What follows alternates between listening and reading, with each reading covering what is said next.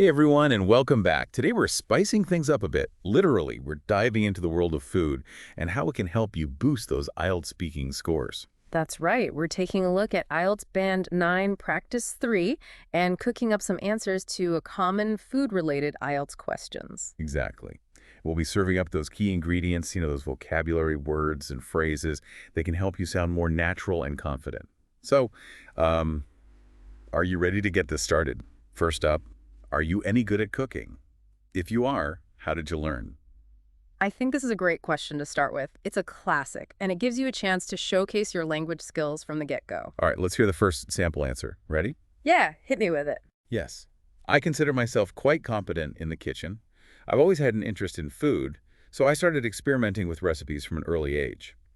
Over the years, I've refined my skills through a combination of watching cooking shows, reading cookbooks, and simply practicing.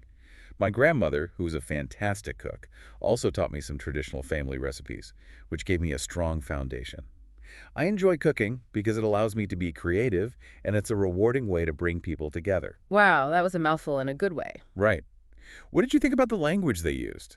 Well, first of all, I was impressed with how smoothly it all flowed. They used some great transition words and phrases like over the years and in addition to connect their ideas. Yeah, that's a good point. It makes the answer sound very natural and easy to follow.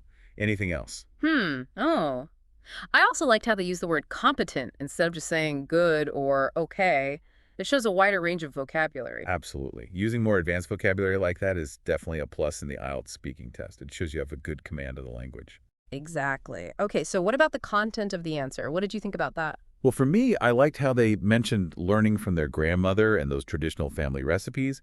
It adds a personal touch and shows they appreciate different cooking styles. Yeah, that's a great point. It makes the answer more engaging and memorable. It's not just the generic response, it gives the listener a glimpse into their personal experiences. Hmm. All right, are you ready for sample answer number 2? I'm ready when you are. Let's hear it. Okay, here we go. Yeah. Absolutely. I'm confident in my cooking abilities. My journey started out of necessity when I moved out for university and had to prepare my own meals. Initially, it was all trial and error, but with the help of online tutorials and cooking apps, I gradually improved. Now I find it therapeutic and even exciting to try out new dishes. It's a skill that has definitely grown over time and continues to develop as I experiment with different cuisines. I like this one too. It's a bit different from the first one, but just as strong, I think. Totally. And it just goes to show that there are many different ways to answer the same question effectively. Definitely. What are your thoughts on the language they used in this answer? Well, one thing that stood out to me was the phrase trial and error. It's a very natural way to learn any new skill, and it shows that they're not afraid to admit they made mistakes along the way. Right. I think it makes them seem more relatable and human. And they even managed to use that word therapeutic, which shows a really nice range of vocabulary. Yes, they could have just said relaxing or enjoyable, but using a less common word like therapeutic shows a deeper understanding of the language. Okay, so we've heard two great answers to our first question. Let's move on to something a bit more specific. Sounds good to me. Hit me with the next question. All right, get ready for this one. What is the best dish you can cook? Now, this is where you can really get descriptive and make that listener's mouth water. Oh, yeah, I love this question. You can almost taste the words as you describe your culinary masterpiece. Exactly. All right, let's see what our first sample answer has. Cooking. Ready? I'm ready. Bring on the delicious details. Okay, listen closely. The dish I'm most proud of is a perfectly roasted chicken with herb-infused butter under the skin and a side of roasted vegetables. It's a simple yet elegant meal that always impresses. The key is to cook the chicken slowly at a low temperature, ensuring that it remains juicy while the skin becomes crispy. I've perfected the timing and seasoning to the point that it never fails to be a hit at dinner parties. Oh, wow. You had me at herb-infused butter. Right. I know those little details really make a difference. Absolutely. And they didn't just tell us what they make, they painted a picture with their words. Totally. What else stood out to you? Well, I like how they used contrasting descriptions, like simple yet elegant and juicy yet crispy. It adds a nice balance and makes the description more vivid. And the way they describe their cooking method, mentioning the low temperature and the importance of timing, it shows a genuine passion for cooking, I think. You're right. It's like they're sharing a little bit of their cooking expertise with the listener. All right.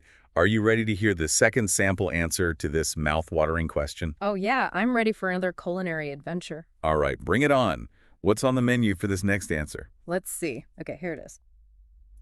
My signature dish would have to be homemade lasagna. It's a labor-intensive recipe with layers of pasta, rich bolognese sauce, creamy bechamel, and melted cheese, but it's always worth the effort. I've had years to perfect the balance of flavors and textures, and it's something friends and family frequently request when they visit. The secret, I believe, is in simmering the sauce for hours to deepen the flavor. Ah, lasagna. Now that's what I call comfort food. And they really made it sound delicious, didn't they? They really did. I could almost smell those Italian herbs and spices. What did you think about the language they used? Well, I thought it was really effective how they started by calling it their signature dish. Oh, yeah, that's a good point. It immediately tells you this is something they're known for, something they're proud of. Exactly. And they didn't shy away from describing just how much work goes into it either, calling it labor intensive, but then emphasizing that it's worth the effort. Right, it shows a real love of cooking, I think. Okay, let's move on to question number 3. You ready for this one? Hit me with it. Okay, here we go. What kind of thing do you usually eat in the morning for lunch, in the evening? Okay, so this one seems pretty straightforward, right? Yeah, it does, but even simple questions like this give you a chance to demonstrate a wide range of vocabulary. That's true. It's all about showing the examiner what you can do with the language. Exactly. So, should we hear what our first sample answer sounds like? Absolutely. Let's see what they came up with. Okay, here it is. In the morning, I typically opt for something light and healthy, like oatmeal with fresh fruit and a sprinkle of nuts. It gives me the energy I need without feeling too heavy. For lunch, I prefer a balanced meal, such as a grilled chicken salad or a sandwich with lean protein and vegetables. Dinner is where I usually get more creative. I enjoy cooking different cuisines, but my go-to is usually something like grilled fish with steamed vegetables and a quinoa salad for a nutritious and filling end to the day. Wow, they really covered all their bases there, didn't they? They did. I'm impressed with how well they structured their answer. They clearly outlined their meals for each part of the day. I agree. And they used some great vocabulary, too. Right. What words stood out to you? Well, I liked how they used the phrase opt for instead of it just saying have or eat. It's those little things that can make your language sound more sophisticated. Totally. And they used some great adjectives to describe their food, too. Light and healthy, balanced, nutritious, filling. It shows they have a good grasp of vocabulary related to food and health. Absolutely. Okay, are you ready to hear how our second sample answer tackled this question? Bring it on. All right, here it is. My mornings start with a bowl of Greek yogurt topped with honey and a variety of fruits, accompanied by a cup of green tea. For lunch, I tend to keep it light but substantial, often a salad with leafy greens, avocado, and a source of protein like tuna or chickpeas. In the evening, I usually have a heartier meal, often a stir-fry with a mix of vegetables, tofu, and brown rice. This routine keeps me feeling energized and satisfied throughout the day. That sounds like a delicious and healthy routine. What did you think about this answer? I thought it was great. Again, it was well-structured and easy to follow. I agree. It's interesting how both answers followed a similar structure, outlining their meals for each part of the day. It's almost like a formula that works well for this type of question. You're right. I think that's a good takeaway for our listeners. When you're faced with a question that asks about different time periods like morning, noon, and night, it's a good idea to structure your answer in a clear and chronological way. I think that's a great tip.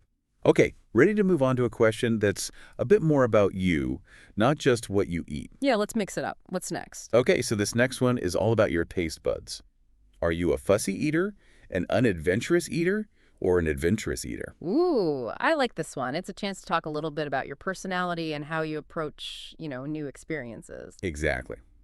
Are you ready to hear how our first sample answer digs in? Absolutely. Let's hear it. All right, here we go. I would describe myself as an adventurous eater. I love trying new dishes and flavors from different cultures, whether it's exotic spices or unique ingredients. Traveling has broadened my palate, and I've come to appreciate the diverse ways in which food is prepared across the world. I believe food is an essential part of understanding a culture, and I'm always eager to experiment with new tastes. I love that answer. It's so enthusiastic, and you can really hear the passion in their voice. Right, and they use some great vocabulary to express that enthusiasm too. Exotic spices, unique ingredients broaden my palate. Totally. They even managed to work in that word diverse, which is a great way to describe the variety of cuisines in the world. Absolutely. Okay, so ready for the second sample answer on this one? Yeah, let's see what they have to say. Okay, here it is. I definitely fall into the category of adventurous eaters. I have a genuine curiosity about food, and I'm always willing to try something new, whether it's unusual street food in a foreign country or a new recipe I've never attempted before. I find that being open to different culinary experiences enhances my appreciation for the complexity of flavors and ingredients that different cultures bring to the table. Another great answer. I love how they use the phrase culinary experiences. It's a more interesting and specific way of saying trying different foods. Yeah, definitely. What else did you notice? Oh. I also like how they talked about the complexity of flavors. It shows that they're not just eating for sustenance, they're really paying attention to the different taste profiles and the art of cooking. It's true. Food can be a whole sensory experience. Oh, Okay, ready for our last question in this delicious deep dive? hit me with it. Okay, it's a classic IELTS question. Do you prefer to eat out at a restaurant or at home? Why? What are your initial thoughts on this one? Well, I think there's no right or wrong answer here, right? It really depends on your personal preferences. Some people love the social aspect of dining out, while others prefer the comfort and control of cooking at home. Exactly. It's all about expressing your own opinion clearly and providing good reasons to support it. Absolutely. So, should we hear how our first sample answer tackles this age-old question? Let's do it. Here we go. While I enjoy the occasional meal at a restaurant, I generally prefer eating at home. Cooking my own meals allows me to have complete control over the ingredients, portion sizes, and preparation methods. Plus, it's often more economical and healthier. I also find that eating at home offers a sense of comfort and allows for a more intimate dining experience, especially when shared with family or friends. I like how they clearly stated their preference right at the beginning. It makes the answer easy to follow. Yeah, I agree. And they gave some really good reasons for their preference, too. Control over ingredients, economical, healthier, intimate dining experience. Those are all great points. Absolutely. And I love how they use that word economical. It's a slightly more formal way of saying affordable or saves money, which shows good vocabulary. Okay, ready for our last sample answer of the day. Bring it on. I'm curious to hear a different perspective. Okay, here we go. I tend to prefer dining at home for several reasons. First, it's more convenient and cost-effective, especially if I'm cooking something I really enjoy. Second, I love the process of preparing a meal from scratch and savoring it in a relaxed atmosphere. That said, I do appreciate the experience of eating out at a good restaurant now and then, as it can be a fun way to explore new cuisines and have a break from cooking. I like how this answer acknowledges both sides of the coin. They clearly prefer eating at home, but they also see the value of going out to restaurants sometimes. That's a really important point. It shows that you're able to consider different perspectives even when you have a strong preference. Yeah, it shows flexibility in your thinking. So we've come to the end of our deep dive on using food to spice up your IELTS speaking skills.